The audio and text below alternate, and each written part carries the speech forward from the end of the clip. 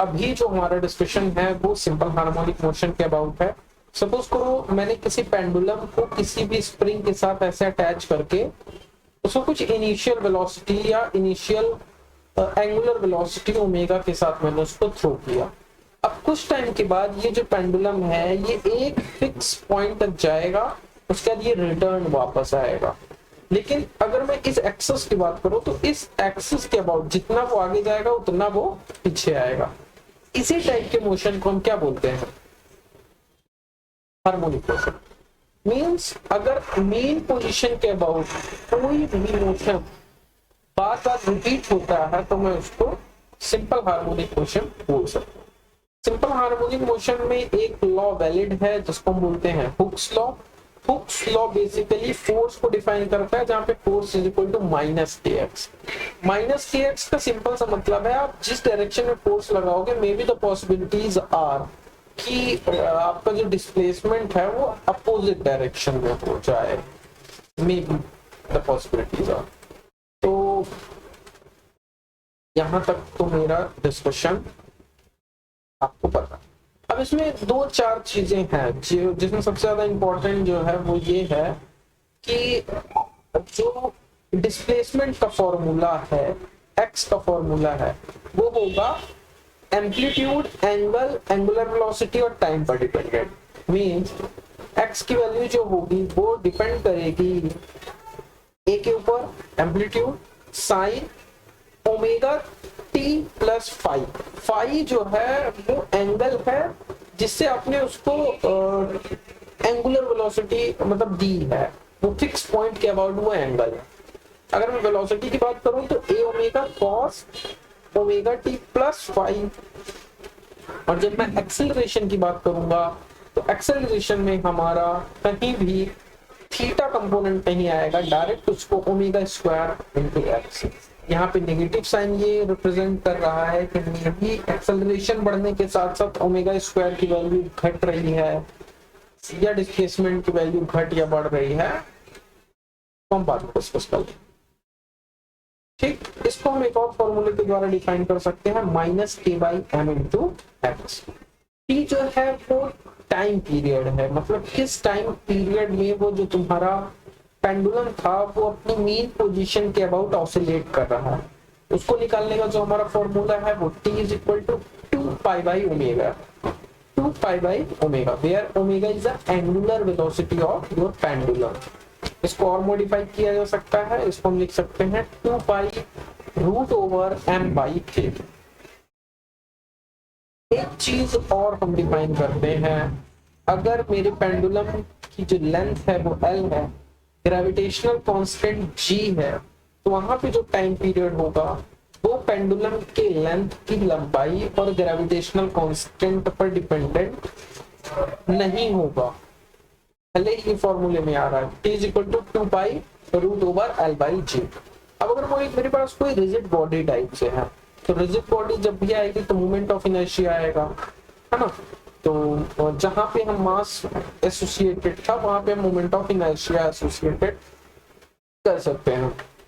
तो मैं यहाँ पे t जो टाइम पीरियड है उसको लिख सकता हूँ 2 pi root over i by m g l. अब देखो एक चीज और है वो इम्पोर्टेंट हमेशा से रहती है कि आपके सिंपल हार्मोनिक मोशन में कितने टाइप के एनर्जी एसोसिएटेड है और कितने टाइप के एनर्जीज हम यहाँ पे डिस्कस करने वाले हैं। तो एक सिंपल सा अगर मैं ब्रीफ आइडिया दूं आपको तो बेसिकली दो ही टाइप के एनर्जी हैं जो हम यहाँ पे मानेंगे। पहली काइनेटिक एनर्जी जिसका formula half m v square होगा, दूसरी पोटेंशियल एनर्जी जिसको हम हाफ के एक्स स्क्वायर से रिप्रेजेंट करेंगे। ठीक, ये कुछ ऐसा ही जैसे स्प्रिंग में पोटेंशियल एनर्जी होती है, जो टोटल एनर्जी होगी वो kinetic energy plus potential energy दोनों का क्या होगी, समेशन होगी, जिसको हम हाफ के ए स्क्वायर लिख सकते हैं, where a is the amplitude of your oscillation. फिर इसको मैं और थोड़ा सा ब्रीफ अगर एलाबोरेट करूंगा तो हाफ एम ओमेगा स्क्वायर ए स्क्वायर। के क्या है अपना काइनेटिक एनर्जी है, यू क्या है पोटेंशियल एनर्जी है। काइनेटिक एनर्जी अगर माइनस एम्पलीट्यूड ए से ए की ओर जाएंगे तो कुछ टाइम तक बढ़ेगी, फिर फिक्स होगी और फिर घटना स्टार्ट हो जाएगी। जबकि मेरी पोटेंशियल एनर्जी घटती जाएगी घटती जाएगी घटती जाएगी, एक पॉइंट पर वो आएगी 0 पर, फिर उसके बाद वो बढ़ना स्टार्ट कर जाएगी। तो ये ग्राफ बेसिकली यही रिप्रेजेंट कर रहा है कि एम्पलीट्यूड के साथ काइनेटिक और पोटेंशियल एनर्जी कैसे चेंज होती है। ठीक, नेक्स्ट, अब इसका जो फॉर्मूला है, जो फॉर्मूला हम हमेशा से देखते आ रहे हैं कि अगर मुझे एम्पलीट्यूड दिया है और मुझे किसी पोजीशंस को फाइंड आउट करना है, तो x1 को मैं लिख सकता हूँ a1 sin omega t, x2 को लिख सकता हूँ a2 sin omega t plus 5, और अगर मैं ओवरऑल x की बात करूं तो ओवरऑल x को मैं लिख सकता हूँ x1 प्लस x2, इसको लिख सकता हूँ a sin omega t plus psi. Sai जो है वो इंटीरियर एंगल है। अगर मेरे पास एक एम्पलीट्यूड a1 अमाउंट का है, दूसरा एम्पलीट्यूड a2 अमाउंट का है और रिजल्टेंट जो है वो a का है, तो जो मेरा a1 एम्पलीट्यूड है वो रिजल्टेंट के साथ जो एंगल बनाता है उसी को मैं साई बोल सकता हूँ।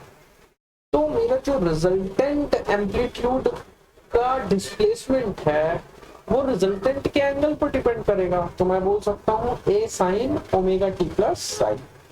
अगर मुझे रिजल्टेंट एम्पलीट्यूड का मैग्नीट्यूड निकालना है, ना कि उसकी पोजीशन, तो उसका फॉर्मूला होगा a is equal to root over a1 का स्क्वायर प्लस a2 का square plus 2a1 a2 cos phi।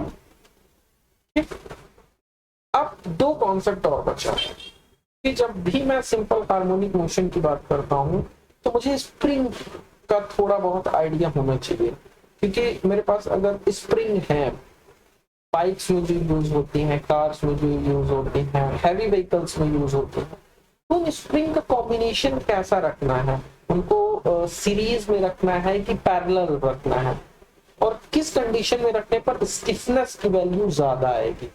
तो अगर मैं सीरीज कॉम्बिनेशन की बात करूं स्प्रिंग के केस में, तो 1/k इक्विवेलेंट की वैल्यू जो होगी 1/k1 प्लस 1/k2 के बराबर होगी।